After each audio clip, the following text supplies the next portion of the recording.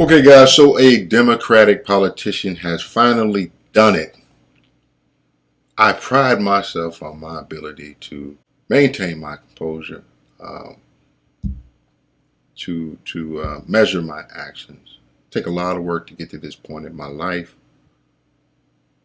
and a politician has finally managed to get under my skin so deep that my blood is actually boiling right now. Walk with me. Walk with me. What I'm about to show you right now is disgusting to say the least, um, but extremely troubling. Extremely troubling. And this is the case of a politician by the name of Pramila Jayapal, I think is how you pronounce her name. Pramila Jayapal. Forgive me if I mispronounce that, I'll get it right. But this woman, what she said concerning gender nonconformity and what Congress has recently done concerning gender nonconformity, in my opinion, is completely misguided. And it's not so much about, we can have a conversation about what you think is right, what you think is wrong as far as gender is concerned, and how people should conduct themselves, what their orientation should be, who they're supposed to love. These are all separate conversations. And that's not what I'm here for right now. What I'm here to talk about is just the basic understanding of what she said. This conversation wasn't about freedom. It's about self-acceptance. And let me show you why. Let's take a look at this video. And it occurred to me that we're talking about fear versus love. We're talking about fear versus freedom. And I didn't intend to say that. Okay, I got to stop it. I got to stop it right here. Just because of the way she starts it out. She said we're not talking about fear versus love. We're talking about fear versus freedom. Okay, listen. Fear and freedom are so almost synonymous with each other. Freedom requires fear. Let me say that again. Freedom requires fear. True freedom requires fear. The elimination of fear is the elimination of freedom. Here's an example that I used in my book. I wrote a book a little while back.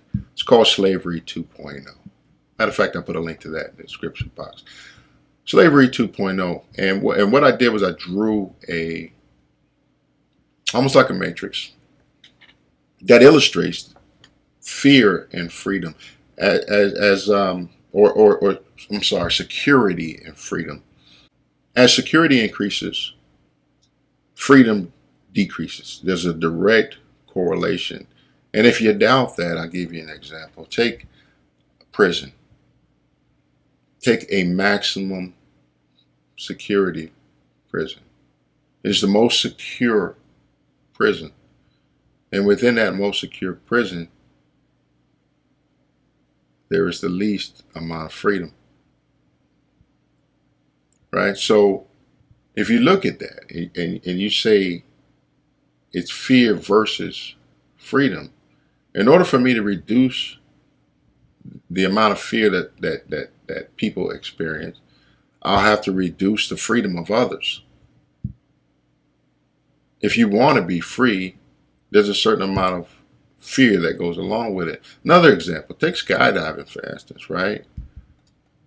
I used to jump out of airplanes, right? And I tell you what, when you're floating down from the sky,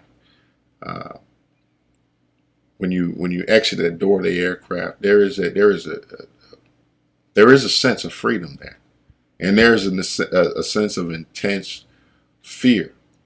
But say, hey, if you're afraid of something, if you have fear, then you're not free to walk through this world in the way that you choose. I say again, fear and freedom, fear versus freedom.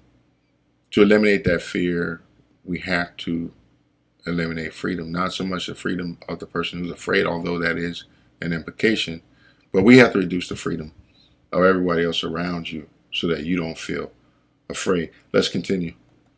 This today, but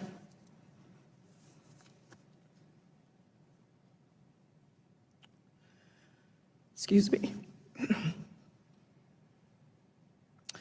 My beautiful, now 22-year-old child told me last year that they were gender nonconforming. And over the last year, I have come to understand from a deeply personal mother's perspective. I've always been a civil rights activist. I've always fought for my constituents and my communities to have equal rights.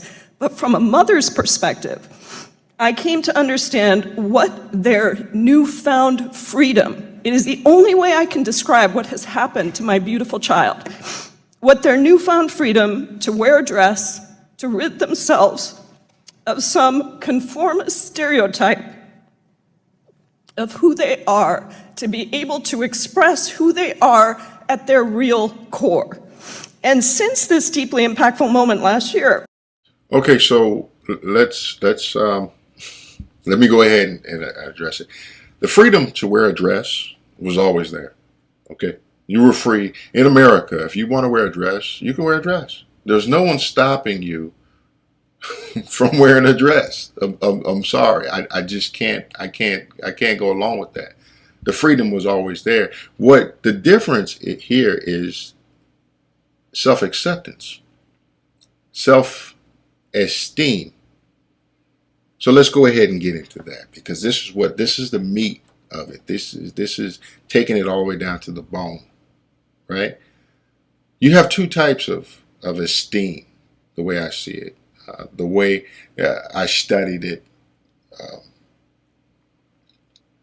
What became apparent to me. You see, self-esteem, there's a dark side of self-esteem. See, self-esteem means that you rely on yourself internal, right? So your esteem is generated from within, how you feel about yourself. Isn't this about how the person she's talking about feels about themselves? Isn't it all about them? But on the dark side, the flip side of self-esteem, you have what is called, I call, one of my mentors labeled it as them esteem, right? And see, them esteem is when your self-esteem is all dictated by someone else. It's an external thing. It comes from the outside. So what she's talking about here is that all their issues and problems were coming from how they perceived everyone else thought about them. That's not everyone else's problem. That's your problem. But let's continue. My child, who has always done well in school, but has carried what a mother can only describe as a heavy burden of conflict in their own being. Okay, she just said it. She just echoed what I said, a heavy burden of conflict in her own being. It's an internal thing. What does that have to do with me? What does that have to do with society? What does that have to do with the rest of the country? Because you have a conflict in your own being. You need to address that conflict. And I'm not saying that you need to change the way you move through the world. That is your right. That is your freedom. But how you deal with that is on you. And if you really want to move through the world that way, then maybe you should have enough self-esteem to not worry about what others think. And if you're worried about what other people think, then you need to address that. It is not my job to make you feel comfortable with who you decide to be. Let's continue. That I could not fully identify or help to express. Since this deeply impactful moment last year, my child's embracing of their non-conforming gender identity and all that it has allowed, all that it allows in terms of their creativity, their brilliance, their self-expression, the only thought I wake up with every day is my child is free. My child is free to be who they are. In terms of the society, in terms of the country, in terms of moving through the world as an American, that child was always free. Except for the freedom that they would not grant themselves. Because going back to what she said, there was a conflict there. America wasn't restricting that person's freedom. That person was restricting their own freedom because they couldn't accept who they were. Let's continue. And in that freedom comes a responsibility for us as legislators to protect that. Let me stop that real quick. The responsibility in that freedom, the responsibility is on that individual to protect their own psyche through their own understanding, their own self-acceptance. But here's where it's about. This is where my blood started boiling. At this point right here, it was already just irritating. That's all, just irritating. But listen to this end, and this is where she reveals the truth.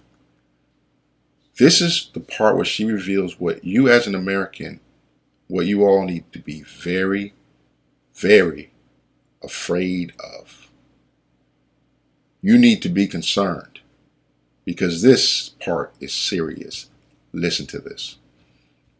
That freedom to be who they are and to legislate, as Dr. Wiley so beautifully said, to legislate our behavior towards all people in our society. There you have it. Legislate our behavior. This woman, who was elected, by the way, who supposedly represents the people, by the way, just said that it is their responsibility to legislate our behavior. Let me know how you feel about that. If you think it's okay, or if you have a problem with someone else legislating your behavior, just type the word problem in the comment section so I can identify that. I'm just curious as to how many other people, if it's just me, if I'm out there on a limb just moving through the world by myself. But I think that's a serious problem. Let me know what you think. On that note, guys, take care and peace.